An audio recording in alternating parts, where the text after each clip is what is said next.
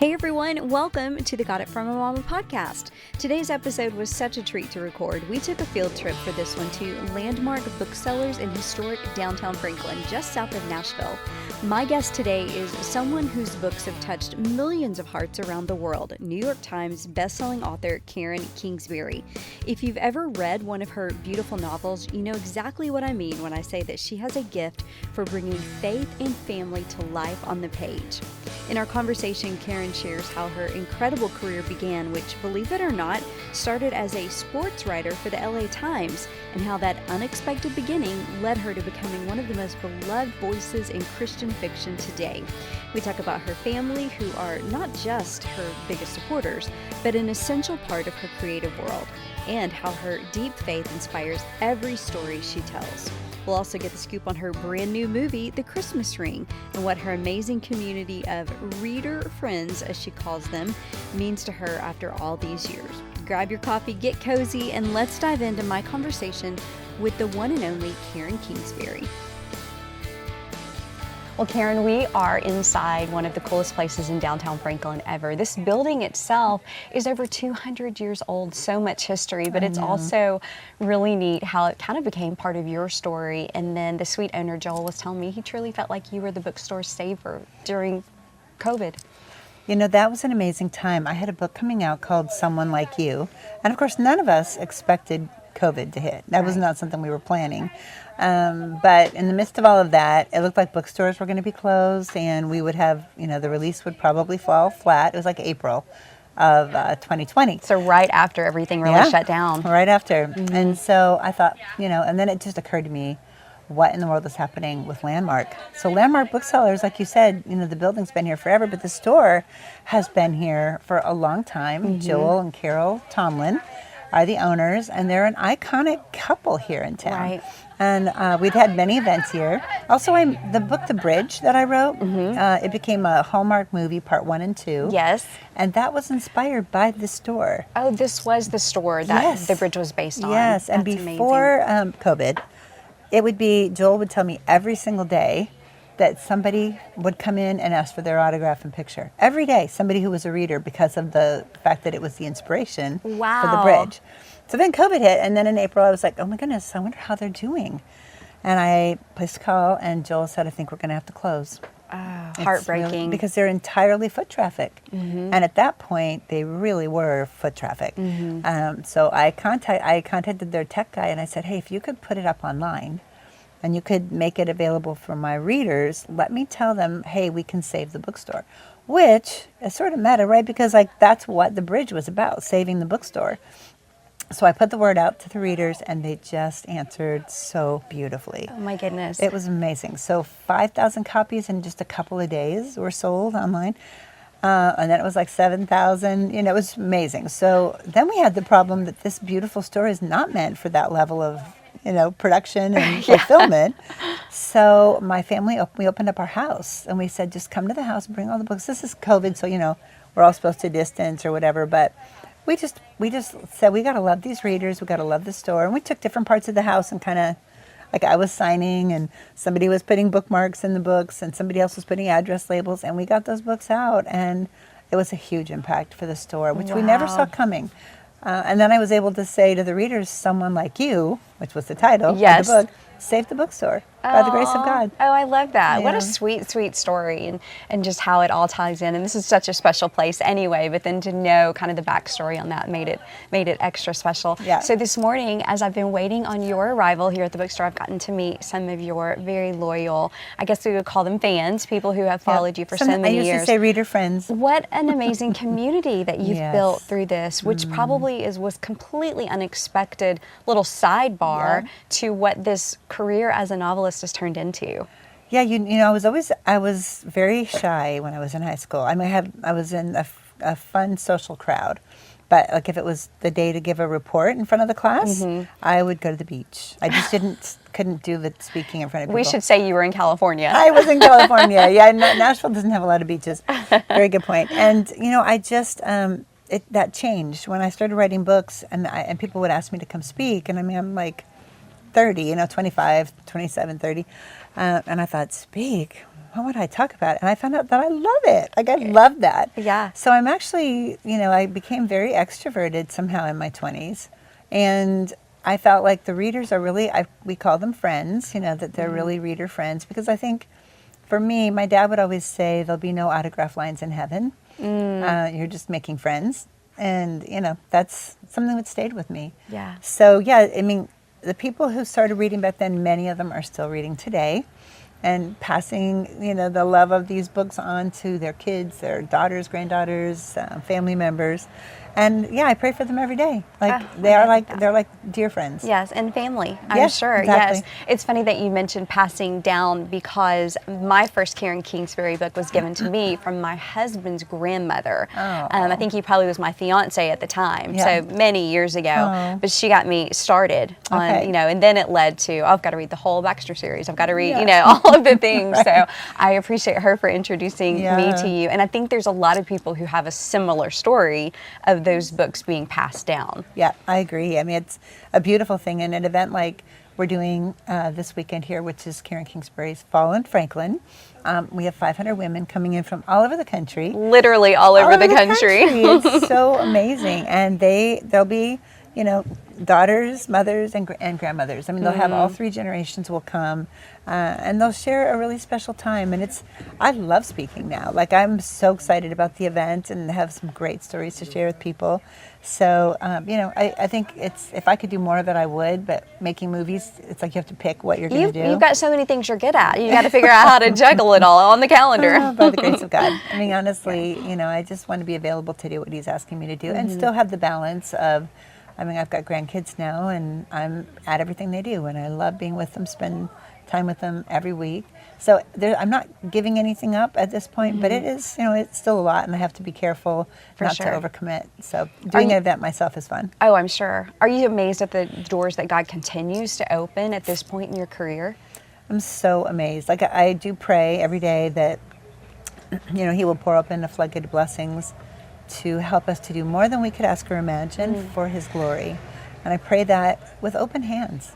We made the first movie, Someone Like You, and I felt like, I really prayed that, because we self-financed it, and it was a low-budget film. And it's like, Lord, if you allow this to work and we get our money back, we'll do another one. But if not, then that's fine. We'll just let it go, and that'll be one. And yeah, it was fun. A movie, it'll outlive us and has a beautiful message of redemption and hope and faith. So we'll just call it good. But it went really well. It went so well. As a matter of fact, that's how I first met you, was on a red carpet to celebrate that movie at the K-Love Christian Music Awards, or Christian Entertainment, I should say, because I got to meet you and your son and some of the team that had worked on that film, which then led to another movie, which we're going to talk about in just a little bit. I do want to go back, because I think this part, especially as a journalist, this part of your story fascinates me, that you started out as a sports writer for the LA Times. And unless you're just a hardcore Karen Kingsbury fan, you may not know that. No, it's so true. Most people would be like, wait, what? What did you play? I was surprised when I read that. And you had no sports background, but your dad saved the day, right? My dad totally saved the day. I mean, I did the swim team and things like that, but I had no idea. I'd go to football games for the social reasons. Me too. Of course, Still baseball do. games, I couldn't have told you, a penalty from a kickoff, or I didn't know any of it. But they hired me. I think they were looking for a female. We had all men, and that's the wrong reason, in my opinion, to be hired. But but it worked. What am I going to say? It was like Christmas, in the middle of September. I got hired to be a staff writer with them, and it was minimal hours at first, like 20 hours, and it was high school sports.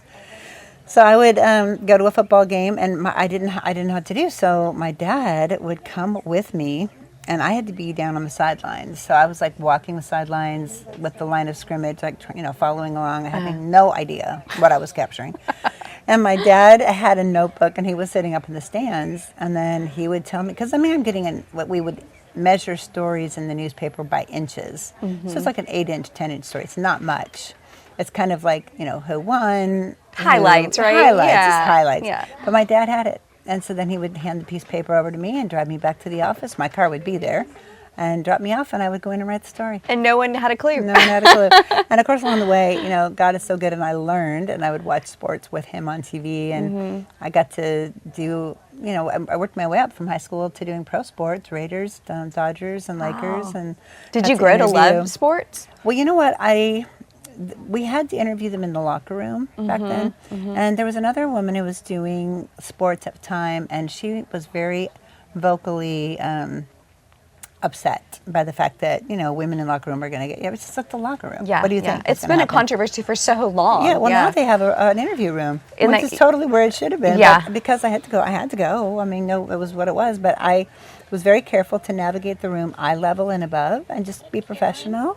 Hey there, how are you? Hi. I was careful to navigate the room eye level and above, very careful. And I always had a photographer with me, who would later on be like, you don't even want to know how because they're just having fun, especially if they won. Like if the Dodgers won, like Tommy Lasorda and Pedro Guerrero, these guys were, they were having fun. They weren't meaning anything.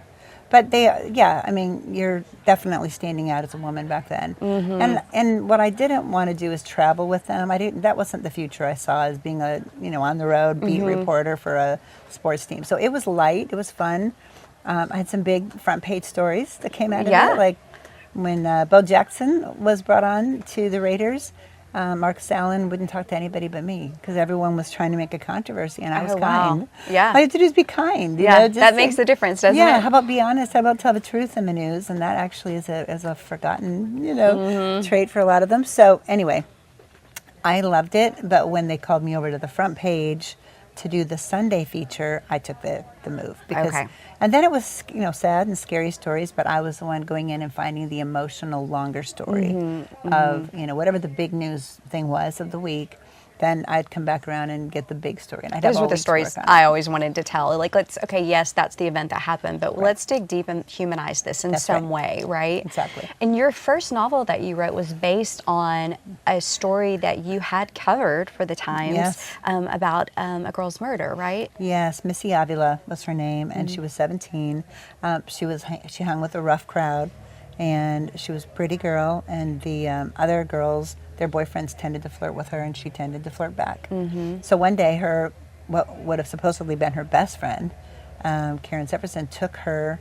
It was Karen, Laura, and another girl, Eva, that they all four of them went up into the mountains, the Santa Monica Mountains, kind of outside the valley in LA, and they cut off her hair with a pocket knife and held her head under the water of a stream and put a 100-pound log over her back. So it was really, really tragic, and left her there, dead, in the hills up there in the mountains.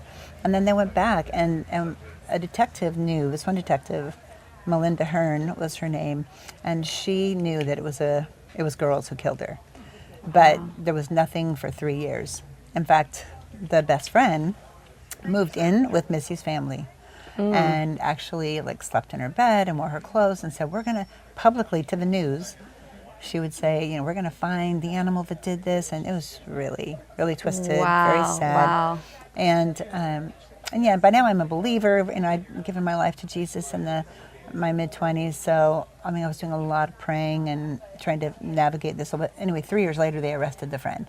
It was the friend, that had done this, and we found out. So now they turned it over to me. So I was the one to go interview her in prison and talk to the family and sit down and cry with them and write this long story, which then I sold to People magazine. And after it was in People magazine, an agent contacted me from New York, just a secular agency, and he said, this is a good book. Would you want to write it? And I'm still 26, 27. And I said, I've never done this. I'd never even read a true crime book. Wow. But I said, sure, I would love to give it a try. Well, at the time, I was pregnant with Kelsey and expecting our first baby. Okay. Praying for a way to be home, to work from home. Even though I loved the newspaper, it was long days, and if a fire broke out or there was, I was on call, basically, and I didn't want to have to raise a family in that situation. Yeah. So, I was very, very grateful to have the chance, and I wrote a proposal, which again, there's no internet, there's no way to look these things up. So different, yes. So different. And so I wrote a proposal, and the agent loved it, got it into a bidding war. And we'd been praying for my salary, because Donald, my husband, was getting his master's in education. We lived in a garage, a $100 a month garage apartment that was built by this sweet family from our church as a bunker to protect you if there's a nuclear war. Oh, my gracious. That would probably help, yeah, right? So not a home. No, had paneling, the paneling will protect you. I don't know what they were thinking, but I think everyone thought you could do that. Like, just don't have windows and you're protected, Right. So this little box, no windows, was where we lived. We were so happy. We had a guitar. He had a guitar, Donald did, and we'd sit out there on this picnic table out back and sing praise songs, and we were so happy. Our golden retriever Tucker could not be more lovable, but the one thing I don't love is when he gets a little smelly like all dogs can. Thank goodness we discovered Coat Defense Daily Preventative Powder. This magic powder is a game changer. It acts like a dry shampoo and it keeps his coat clean and dry by eliminating the bacteria that causes odor in the first place. A quick sprinkle all over keeps him fresh and handsome. I recently started using this product in his ears by gently applying with a small fluffy brush, and now that stinky, yeasty smell that dogs can get in their ears is gone. If your dog smells, this is the answer, let me tell you. So go to coatdefense.com and use the code MOMMA15, that's MOMMA 15, for 15% off your order. In that, when we found out we were expecting, it was our prayer to find a way for me to be home. And we prayed for my salary, and my husband, Donald, he prayed so believing. And I was like, what is happening? I mean, I'm like, we got to put money on a non-refundable deposit on daycare because this is not going to happen. Yeah, you were not necessarily believing in what you were praying. Right. I just didn't see a way. And you were new to your faith somewhat too, right? Very I know new. there's a whole beautiful story there of how your husband helped lead you to the Lord as well. But I think that perspective of being new to your faith and just kind of, okay, let's just see what happens. Right. But God delivered. He did. So the agent called me back. He said I got it into a bidding war between a couple New York publishing houses.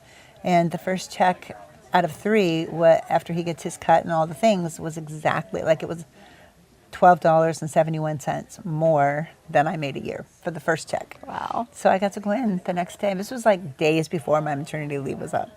So it was really a moment in time where I was in awe of what God could do and how faith could move mountains, and nothing is impossible with the Lord. That's just the truth. So quit the job and went home and wrote 3 more true crime books, and then wrote my first novel after that, and the rest is history. Was there something about your walk in your faith that kind of helped maybe change the trajectory of the type of books you were reading? Because all of that, I relate to this in a standpoint of being like a hardcore news reporter. I had that first baby.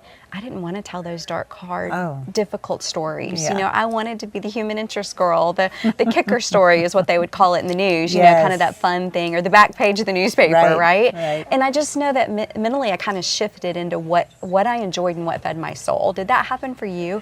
Well, because I was, once Donald started working as teacher, it was at a Christian school making nothing. I mean, it's just such a little bit of income. We did need to move out of the garage, and we were in LA, and prices were high. So every time I wrote a true crime book, and I wrote 4, there was always a redeeming character. Someone who brought an element of faith into the darkness of those stories.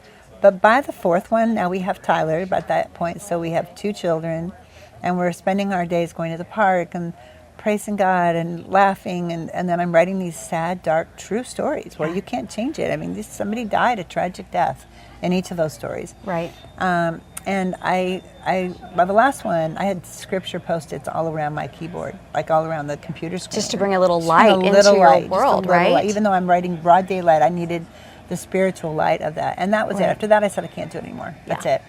I wrote a couple books that were collections of miracle stories after that. So that was the light. That was the really special. Those had kind of come to me. Yeah. Through church events, and we were helping out with the youth group, and we would hear these stories. I'm like, I've got to make a collection. And those did pretty well.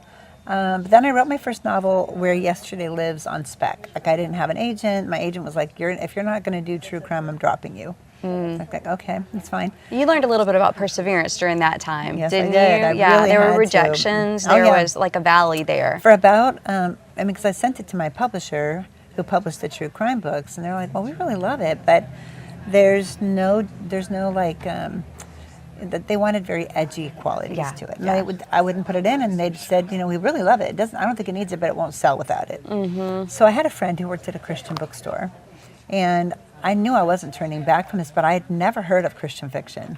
You didn't even know that it was a genre. Didn't even know it existed.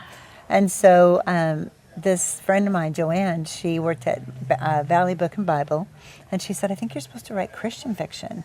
And I was like, what is that? Christian fiction? That's like a sort of a light version of fiction. Like, even though I didn't want the darkness, like I wanted to tell deep stories. Yes. And real stories. And again, there's a market for all of them, and there's so many wonderful types of books, and I don't have anything against those. Right, I just wanted to write. I didn't want to write about people in a hammock thinking about what they'd have for dinner. I didn't. That wasn't enough. And Well, you had that core journalist in you too. Yes, exactly. I wanted there to be the deeper, full story. And she said, she gave me a sweet smile. She said, let me give you Francine Rivers' book, Redeeming Love, and Randy Alcorn's book, Deadline, and then you tell me, read them, and then you tell me how you feel about Christian fiction. Oh, wow. Because she knew I loved Jesus, and I was new at it, but I'd never heard of this stuff. It felt like it might be watered down. So I read them both. After I finished Redeeming Love, I literally got down on my knees, crying, weeping. Wow. And I lifted my eyes. That book's impacted so many people. I know. And Franny and I are good friends. And I said, Lord, I will never, I have chills telling you the story, I will never write anything else but this kind of fiction for you as long as I live. Wow. Like, I want to write stories that bring people to tears and laughter, but that come in through the back door of the heart to bring the change and redemption that we're here to do. That's what we're here for.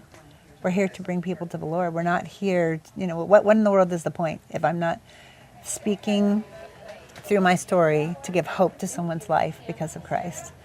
And I was so changed by that. So I repented of my attitude toward it. And then, I wrote, I wrote Where Yesterday Lives, which has I kind of edited it a little bit, like, I can add the Lord into this. Like, I can find those faith elements. And, I always say Christian fiction is not lighter, it's actually deeper, because a novelist in the main market will write about the physical aspects of a story, the intellectual and the emotional, but they do not write about the spiritual. They avoid it. And it's real.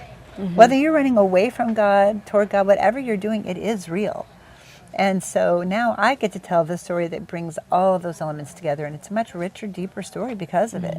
And when I hear someone say, I've never thought about Jesus, I've never thought about faith, and I read one of your books and it changed my mind, and I'm like, well, that's the power of story, and Jesus did that first with the parables. And the purpose of what you're doing. Yes, it's the whole purpose. So it's really, what a joy to do the thing I love to do, write the story that he puts on my heart, and then to meet with these sweet readers who are friends in my mind, because I pray for them, and to hear the changes that the books have made in their life is very, very emotional. Yeah. It's good for my soul. I bet you've heard lots of stories of people who maybe just picked up a book. We thumb through the bookstore. A lot of times we go by a cover and then we read, this sounds interesting, but they had no idea so many the impact it might have on them or really change their lens that they look at their faith through. Yes, that's really true. I had a woman who wrote to me, this is years ago, but she was in Costco, and my book at the time, I've written a number now, but A Time to Dance. And it literally, she bumped into the stack of books and it fell in her cart. Wow. She was like, all right. She said it was a really hard time in her life. Her husband was working overseas a lot, and they were on the verge of divorce. And she just said, she didn't think she had much hope in her marriage at all, and since it fell into her cart, she was just going to buy it and read it. So she reads it, and her husband was like in Middle East, and the Middle East worked in the military. And she literally booked a flight that week. I don't know if it was the next day. I feel like she said the next day. Got on a flight, went to where he was. He was speaking at an event there. And she left him a note saying, I'm not ready to give up on us. And she left. She was able to get into the hotel room, and she got a hotel room too. Like, they really weren't even doing well at all. Right. And she left him the book. And she said, please read this. I'm not ready to give up on us. Oh, wow. And so she ended up not really even seeing him and flew home. And then a couple of days later, he called her from the airport once he got into the United States, and he was crying. And he said, I read it on the way home. I'm not ready to give up on us either. And they're totally great, married, happily. Oh, that's the best story. I love that. I love that. So many. And I know that's just an example of so many that you get to hear and have heard. So I want to talk a little bit about family and then your role as a mom, 3 biological children, and then I guess I would start by saying, when you and Dawn, had your first children, or Kelsey, your first daughter, adoption ever in the picture at some point? It really wasn't. I don't even think children were in the picture. I mean, before Jesus, so that takes me to my mid-20s, I was a very ambitious writer. I mean, I got the job working at Times in my senior year of college. You were going to build that career. That was my thing. Met Donald, we fell in love, and he introduced me to the Bible and became a Christian. And yeah, I don't think that I ever felt that, we didn't have, like, people will say, what's your timeline for having kids? We didn't have one. But I think it was 6 months into being married, by God alone, we were doing everything we could to not have a baby yet, and found out we were expecting. So you'd only been married about 6 months? Oh, goodness. We were living in the garage. So that was really crazy. But then, it opened this wonderful place in my heart that I had not found before. And I loved it so much. So then we had Tyler. We were going to kind of be done, one girl, one boy, and God blessed us with Austin. And Austin was the sweet answer to prayer that there'd be, because Tyler was so, told stories, directed play, from 3, 4, 5 years old. He was born to do what he's going to do, make movies and what he is doing, and write books. But I thought it'd be fun to have a blonde little version of my husband, the basketball coach, Spanish teacher, That's right, because he was teaching and coaching, right? Yeah. And I thought it'd be so fun if we were going to have another one. I think it'd be fun to have a boy like my husband that way. Not that Tyler isn't, because but it was just it was a quick whisper of a prayer, and right away I was like, sorry, that's you shouldn't pray, like whatever. If God bless us with a child, then that'd be a miracle. For sure. That'd be great. So initially they told us we were having a girl, so the baby showers were all pink. Oh my goodness, for Austin? Back then, and he's 6'5". Most muscled, athletic. The opposite of that. And so, so when he was born, we were surprised that he was a boy, and then he had a heart defect. So he had to have emergency heart surgery at 3 weeks old. Actually, on October 16th was the day that his heart surgery was.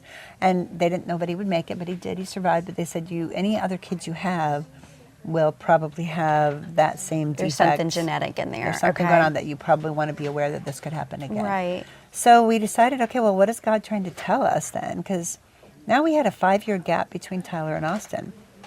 And at the time, that felt like a lot of years when they're kids, And we thought, what if we adopt? Like, what if we adopt kids in the middle, keep him the youngest, and Kelsey, who didn't get her sister that she was expecting with all those pink baby showers, she said, we took a vote, like we all talked about it, and everyone was in favor of it. Austin was 2, so he was just like, brothers, he doesn't know, but Tyler and Kelsey could make an educated decision. They were like, we were like, you'd be sharing us and your home and your family forever with these kids. How do you feel about it?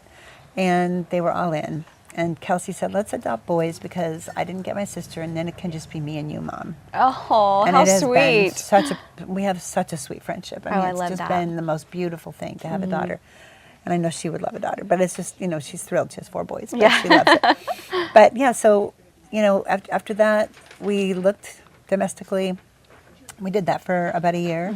And didn't want to take a child that we couldn't bring a child that had such needs that they would be a risk or danger to the kids we had. So that kind of faded after a year that we weren't finding that to work. And then to find a 2-year-old, like when you're trying to find a child that's older, or a 3 or 4-year-old at that point, it was just, they've been through so much by the time they sever the rights from the parents, So a friend told us about this Christian orphanage in Haiti, Heart of God Ministries, and we began looking, and they had a photo listing. So we printed a picture of a little 5-year-old boy, Emmanuel Jean, who is here signing a book today at the bookstore that he wrote. EJ. Yes, EJ. So we printed his picture out, and we showed the kids, and we put it on a chair at the table. We're like, what do you think? How would our family feel if we had EJ? So you literally are sitting around a table, post his picture onto a chair as if he was sitting there. Yeah, exactly. Oh, that visual, that's amazing. And they were like, their hearts were so sweet. They always have been, they are still so tender and so sweet toward people that are in need or don't have what we would have. And we had we still have such a beautiful family, but raising those kids was just a dream. Every day was, of course you have your struggles, but those were funny. Even those, we found, times later on, perspective helps you feel that way, right? Yes, exactly. Well, we kind of developed an early philosophy of if we're going to laugh about it later, let's laugh about it now. So we got that's through life great. we had a pretty happy time raising them all, really. Yeah. But anyway, so we set up the process of adoption for EJ and found out that we didn't have any money to do that at all. Like the books, by now I have 6 books published as a, inspirational Christian fiction author. And they're just making so little money, and we're like barely holding on financially. And I'm seeking the Lord. Did you want me to wait tables? I did that during college. I can go back to that, but we're tight here. Yeah. So we put it's like a $3,000 down payment on the adoption process for EJ. And we said, and it was non-refundable. And we said, Lord, in 3 months, if we don't have the rest, we're just it'll be a donation. And we're fine, whatever you choose. Right. Close the doors only you can close, open the ones only you can open. And it was in that time that the Redemption series published. Oh, okay. And that's when Changed everything. Yes. Yeah, Okay. it just began. We had so many blessings that came from that. And financially, it was like, well, maybe we should opt 3. Maybe we should opt 2. What should we do? And EJ had some buddies at the orphanage. Little best friends at the orphanage. That's right. And one was Angela Pierre, who we lived with and nicknamed him Sean. And then Josue, and that was Joshua. Do you remember that phone call to Dawn when you were like, okay, I know I came to get this one. However. I know. Well, at that point, I had come to get EJ and Sean. Okay, you're going to take 2. Okay. Yeah, and none of them spoke any English. Not even the word yes was we. It was like none of it was in English. Wow. We didn't know Creole. We know a little, but not much to get around. So, yeah, I called him, and he was at work, and he got on the phone, and he said, well, honey, 2, 3, whatever. We can do it. 2, 3. At that point, past 2, we're Yeah. okay. Yeah. How did raising 6 children most impact your journey as a writer, would you say? Well, I couldn't have been a writer with raising 6 kids if I didn't have the gift from God and the training of journalism to write quickly. So I can write a novel. My fastest was 4 days that I wrote a novel. I wrote Even Now in 4 days. Wow. And that was 100,000 words, So, I mean, that's me locked away, box of tissues, slice of turkey under the door, kind of writing. But if I was just sticking to school hours, like, the 9 to 6 or 9 to 3. Is that kind of how you, for the most part, juggled your day? Yeah. Like once the kids were at school or wherever. Right. We homeschooled for a little while. I didn't. Donald did through middle school. He's for the the boys. teacher. He's the teacher. We had the classroom downstairs in a set apart room, which was really fun. But yeah, I either wrote during the hours they were learning school, or I would write at night when they were asleep. Okay. So that's kind of what that juggling looked like for you. And exactly. then at that point, were you speaking and traveling a little bit for that too? Starting or did that come to later? travel, yeah, I would say in around probably 2004, 2005, I was starting to circuit speak for Women of Faith and Women of Joy, Extraordinary Women. And it was a hard no for me unless I could take somebody from my family. Oh, wow. And so I took turns taking the kids and making it an adventure. Kelsey got to go, and they all did. They all had time to go, and on our off hours, we would find something fun to do, like something in Chicago. We would hit Navy Pier, and I would have the boys with me, and we would go on the carousel or the big Ferris wheel. And they all got a little one-on-one time with That's you right. as you travel, which there's so much value in that, There's I think, so too. much value. So it was my husband who was, the saint to be like, I'll stay home with rest. It wasn't like he and I, got away and made these trips a fun little romantic venture. It was, we had so much fun and so much romance in our life anyway, and he was completely in agreement, like, bring one of the kids. And that's how we became a family ministry, that we do what we do today with so many people in the family working together. Yes, I really wanted to talk about that, because when you talk about a family business, I mean, the Karen Kingsbury enterprise is such a family business. I want you to kind of go through, I've met 2 sisters today that are with you, and then your mom works with you. Yes. So as this grew, you really surrounded yourself, I would guess, with people you trusted and that would want to, have the same goals. Yes, that's so important. Yeah, well, that's perceptive, because my sister Trish was going to be, she was the first one to come along on payroll. We didn't have payroll, but, until like Trish. And that was 2004. And I had an employee who stole from us a lot. It was a very, very sad situation. She was working in the house, trusted her completely. Stole $25,000 from one thing, $50 from another. Was giving herself payroll every week. It was really bad, and I didn't know. She did it kind of subtly, and you didn't it was going on recognize for it. like months, and I had no idea. Wow. I didn't want to be involved in that part of it. So, but like months were going by, and I was like, I should probably look at the payroll records.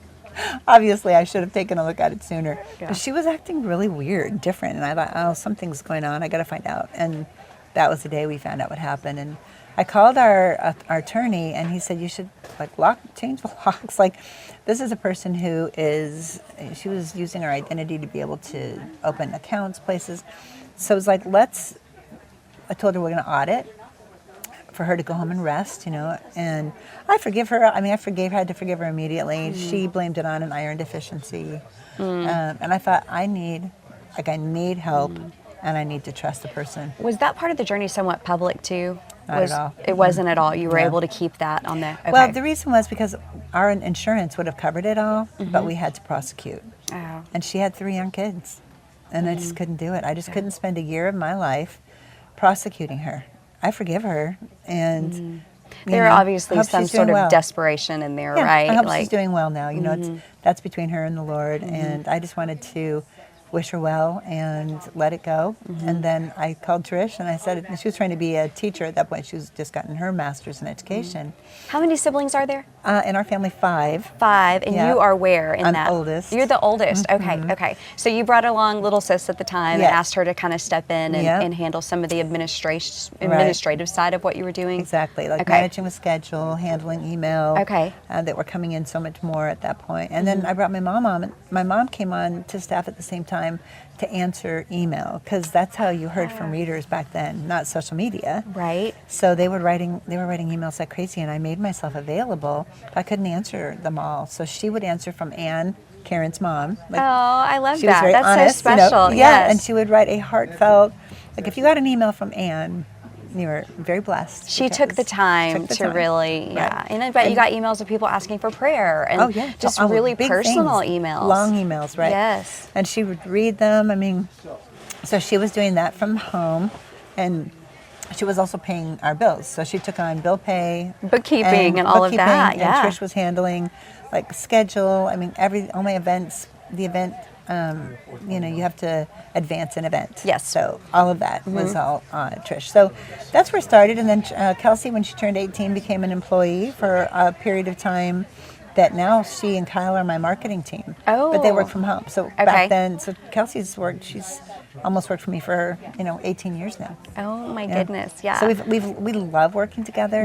Donald is on payroll as he's not only a spiritual advisor, but he's also jack of all trades, like never stops helping, moving books or picking up things or taking packages to the post office. We have an online bookstore, and I prefer people to get the books here at Landmark, but if they want to get one from my store, it goes out, we touch it. We're putting it in envelopes and we're getting it out the door. Truly the family business. So once the ball started rolling, did it roll really quickly? Once that one series took off, were you a little overwhelmed at any point, or it just kind of? The bigger it got, the closer I felt to the Lord, and I still do. The more I knew it wasn't me, because people can say, well, how do you do it? And it's like, there's no formula. Yeah. I mean, by the grace of God that I'm sitting here having this talk with you about all of this, really, it rained from heaven. I mean, it was just, the floodgates opened with the Baxters. I was at a soccer game watching the kids play soccer. The thing that's fun is, when I look back, I see myself as a mom. I look back and I'm like, how did I write all of those books during that time? But I was writing fast. They were pretty clean, so clean meaning not a lot of editing needed. Right. Pretty much what I wrote was first draft. Again, by the grace of God. You're an editor's dream, I'm sure. And I was at a soccer game, and the woman a couple seats away from me was talking to her friend. She was probably, I'm in my 30s, and she's probably in her 60s, and she's having a conversation that I can just hear. Reporter, blame it on the day job from the beginning. I get you. And she says, one day, I had so much love for our oldest child, Joey, to be here to watch soccer games with us. We're all here but him. And she was like, who's Joey? Oh, I didn't tell you. Yeah, we had a child out of wedlock, and I was forced to go to a girl's home and give the baby up for adoption. And he's a biological, complete sibling to all of our other kids, and we've never met him. I mean, it'd be my dying wish. And I thought, oh my goodness, that's what happened with Elizabeth and John. Who knew it? But they had a child out of wedlock. So Elizabeth and John Baxter, of course, being fictitious, not real people. But this was a way to keep the series going. So the Firstborn series followed the first 5 books of the Redemption series, and it just kept getting bigger and bigger. People loved it. And that was from a overheard conversation in the bleachers. Yeah. Love that. Yeah, so I am a detective of the emotions, much as I was when I was a reporter. Yeah, it really does play into, Are there a lot of subtle things in your books that your readers may not even know that came from real life circumstances? Well, inspiration for sure. Like a conversation with a girl at the check-in counter at the health club where I worked out at the time, many years ago now. And she was sad. She'd been crying. And she was working, but she'd been crying. I could tell. And I said, Amanda, are you okay? And she said, yeah, I'm fine. It was just a hard day. And she's like still kind of dabbing her eyes. She said, my son and I went to the cemetery today, and we visited the graveside, the gravestone of his wife who passed away a year ago today. And I said, I'm so sorry. Now, she was like young. I'm like, this girl had to be a girl in her 20s. And I said, this was like an accident or what? And again, not my business, but that's just my natural. I'm not trying to probe, but I was just in conversation. I cared about her. For sure. And she said, no, she died of cystic fibrosis. And I said, wow, so that means that your son married her knowing she might not have a full lifespan. And she started kind of tearing up more, and she said, not only that, but she said, my son gave her one of his lungs. Oh, my goodness. And I said, oh, he gave her one of his lungs and it didn't work? And she said, no, it worked. I gave them 3 years. That's all that they were promised. And I was like, okay. What kind of love is that, right? No kidding, yeah. In that situation, do you, once you kind of, I know, because I know where your head's going, like this is a beautiful story. Do you ask for permission to? No, I don't want to ever write someone's story. It was the idea. It's the inspiration. Yeah, I think the thing that hit me was a living lung donation. Didn't know that was a thing, that somebody could have their chest cracked open to give one of their lungs to someone for only 3 years. And as I'm working out that day, 3 years kind of occurred to me, it's 1,000 days, So I thought for 1,000 tomorrows, somebody willing to love like that, what a beautiful story that would be. And then, I prayed for the Lord to show me how I could use it. I didn't know what her family did or any of the, I just thought cystic fibrosis and a living lung donation would be a great story to write about that kind of love. And then I was on a plane, and this bigger-than-life guy gets on with a PBR jacket and big black cowboy hat. And once the plane was in the air, I mean, everyone, like grandmothers and children, and everyone's just like drawn to this guy. And so when the plane got in the air, I got up and I went over. He had a seat beside him, and I said, "Are you in the PBR, Professional Bull Riders?" He goes, "Yes, ma'am. Ross Coleman, number 13 in the world." I said, "Can I talk to you about why you would ever get on a bull?" And I'm not thinking 1,000 tomorrows at all. I'm just thinking, I really want to know, like, why. And he's like showing me, he let me sit down. And he's got this rut in his hand where that rope gets tied. Yes. And he's telling me why he does it. And I'm like, by the end of the conversation in my mind, I thought, what would it take to make a guy like this? Tougher than nails. It's just an interesting personality to be drawn to ride a bull. Loves so much that he would let you open his chest and take out a lung for 1,000 tomorrows. And that's what I had. I had that book. That book is now, it's a TV show on Netflix. So. Isn't that amazing? Yeah. Oh my goodness, yeah, the backstory. I would love to have the time and go through all the backstories, on all of it, which is amazing.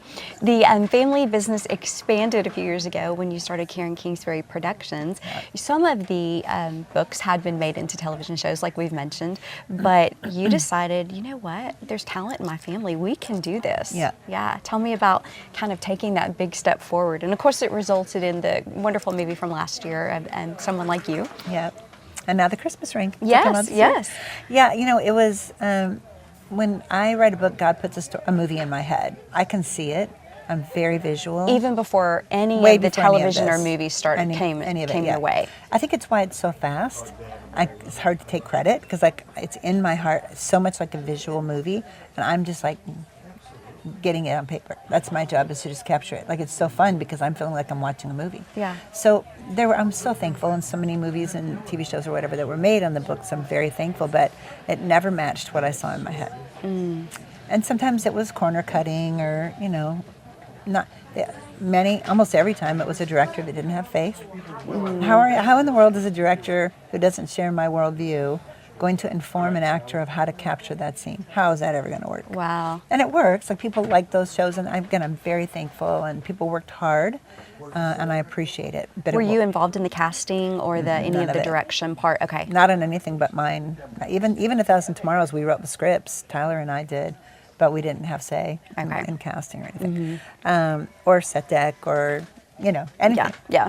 I love the cast on these, and along the way, I came across many strong actors that I'm so thankful. Rose Reed, and the people that are in 1,000 Tomorrows did a phenomenal job. Colin Ford as Cody Gunner, and so, like, even in the Baxters, Jake Allen played Ryan Taylor. Carrie's ends up being her husband down the road, and I called him. I said, "How would you like to play the lead in someone like you?" So, good, strong actors, but I think it came down to direction. Right. And again, they worked hard, but it wasn't what I was picturing. So, Tyler, by that point, had proven himself in a lot of ways on both stage productions and some short films, and I knew he was ready. I knew he had the heart. He loves the Lord so much. And that if we could write something, and then we could inform our heads of department about costumes and about set deck, so that we had a matching vision, and we could establish that there wouldn't be the things I don't like in movies. Like, I wanted it to be different. Yeah. So we were going to not just be clean, but like show a life yes, there'll be, of course, conflict, but to really give people something that's an elevated experience, spiritually, emotionally, entertainment-wise, all of it. And when I told him, he was like terrified. But you were like, you're ready for this. Yeah, I'm like, we want to use all our savings on one movie, and like, nobody recommended that. That was like, my finance people were like, you should find investors. Oh my goodness. We're like, well, what are we going to do? So you self-funded it all? So we self-funded someone like you, and I asked him to please pray about it, and he did, and he took a couple days, and he said, I'm in. Wow. Because we had to get out of the boat. Yeah. Like, you have to keep your eyes on Jesus and really get out of the boat, and we did. And it's just, I love that movie. I love everything about it. I watch it every day. It's so good. Another lot of downtown Franklin. Yes. That you'll see in it. You may not realize that's what you're seeing, but yes. Yeah, and we got to work with the Tennessee Entertainment Commission.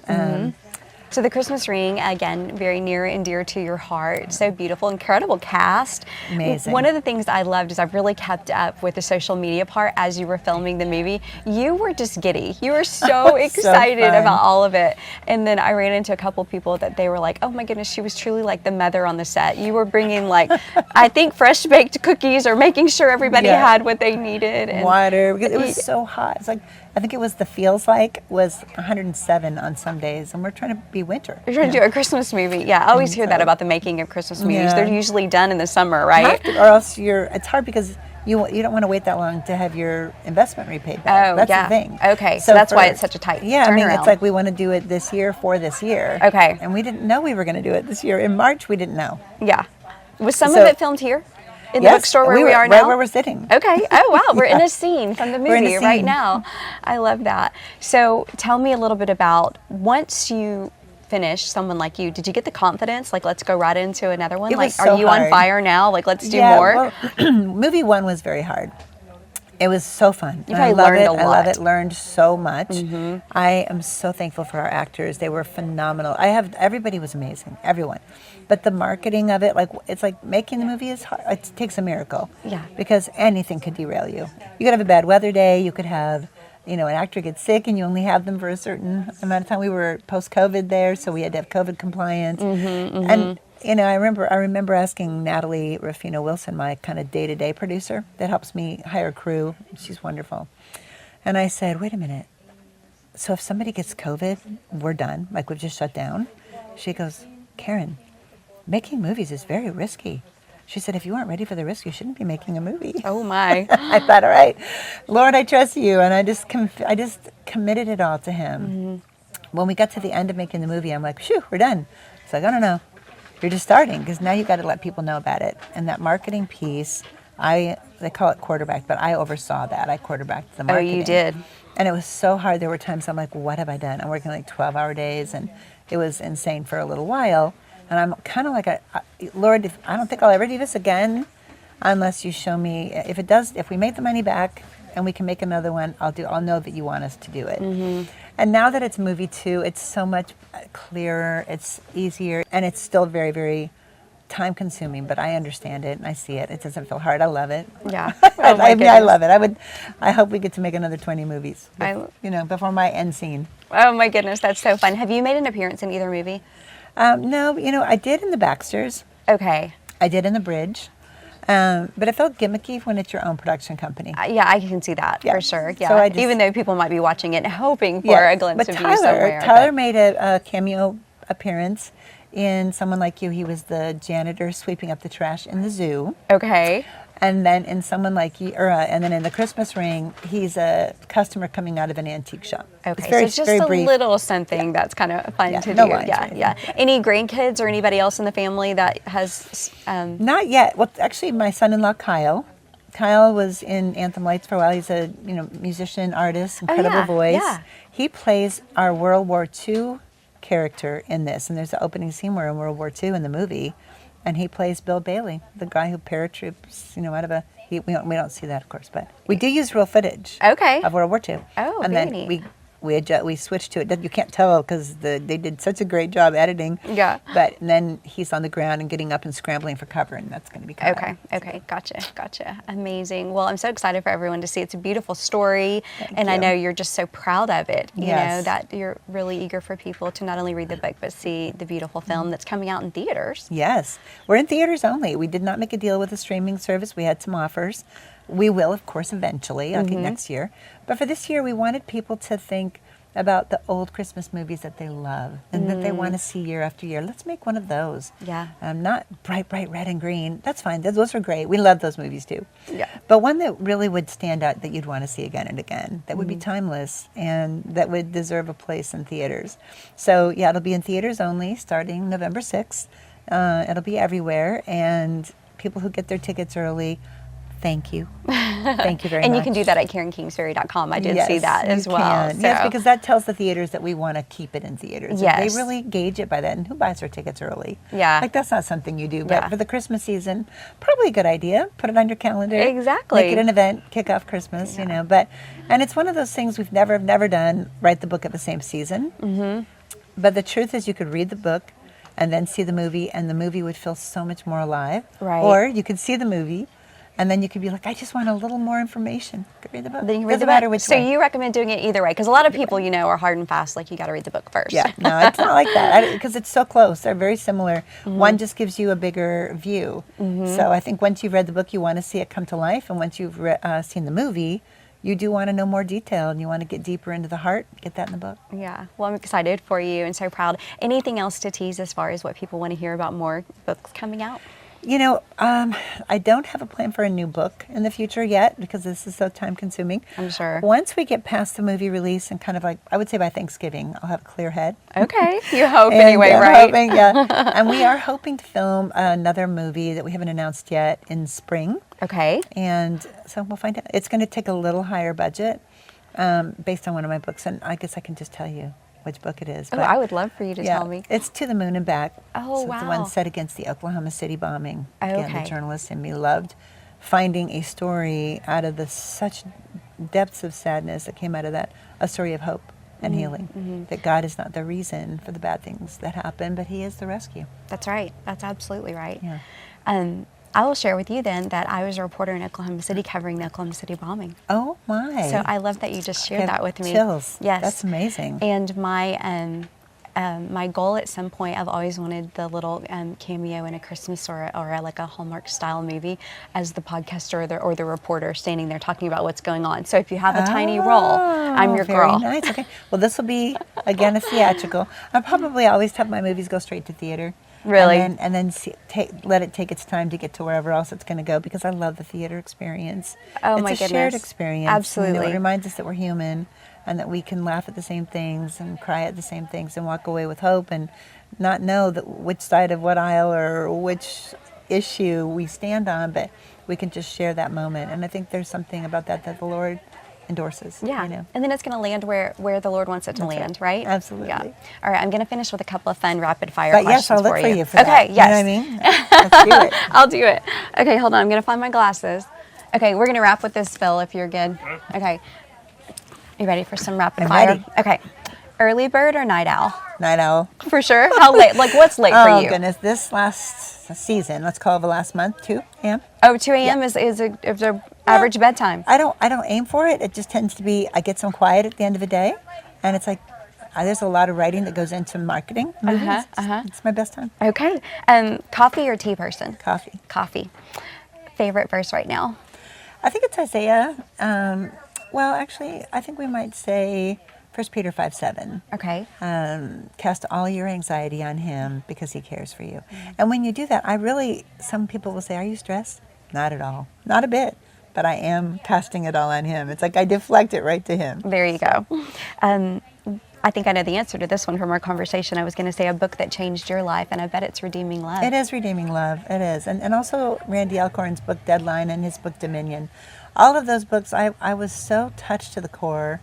My faith was just multiplied reading those books, and that's what I wanted to do after that. So, Laptop or pen and paper?